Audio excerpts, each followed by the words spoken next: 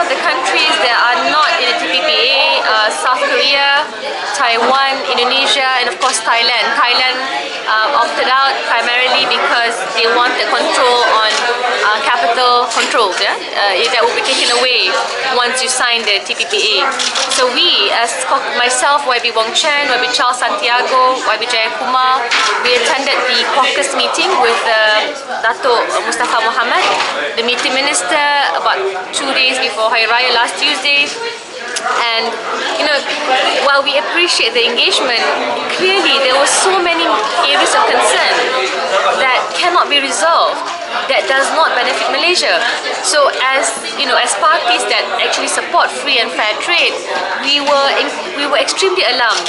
We feel that we have other agreements. We have the China and ASEAN FTA. We have 6 ongoing bilateral and regional FTAs, and we're doing well as a trading nation.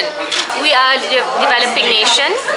When up against industrialized and developed nations, we should know what we're up against and what we're in for, and how do we best protect our interests. I think that goes across whether you're Pakatan or BN. But right now, my message is that Sri Najib Tun Razak must put a stop to these negotiations because of the impact that we will all suffer post its signing.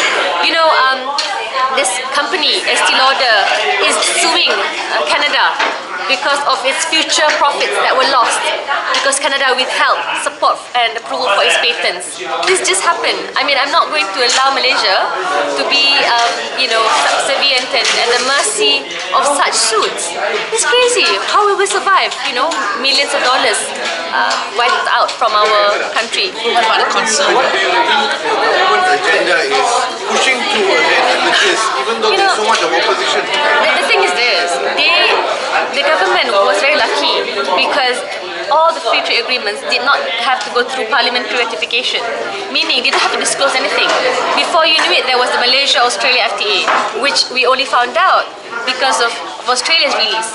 Hence, they've been doing it time and again. I believe this is Sri Najib's baby, his agenda, because he thinks it's part of his transformation agenda, beginning with the 27 liberalization of sub-services when 24, when he first came into office.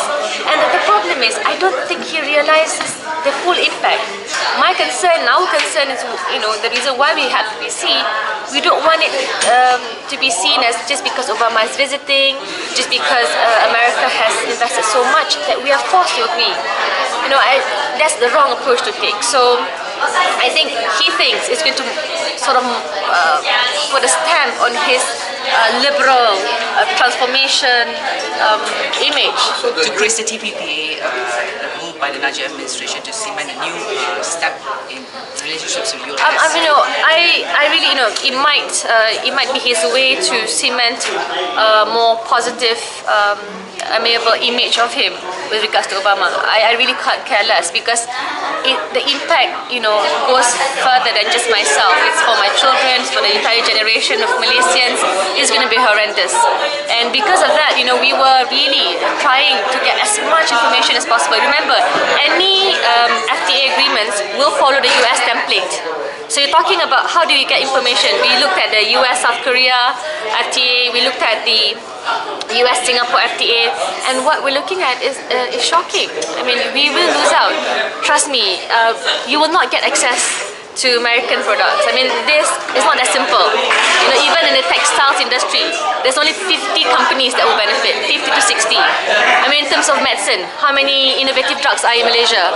I can bet you less than 100 compared to the US. Do you want to pay more for drugs? I don't want to. How about the concern that during your purpose visit, Najib might accept?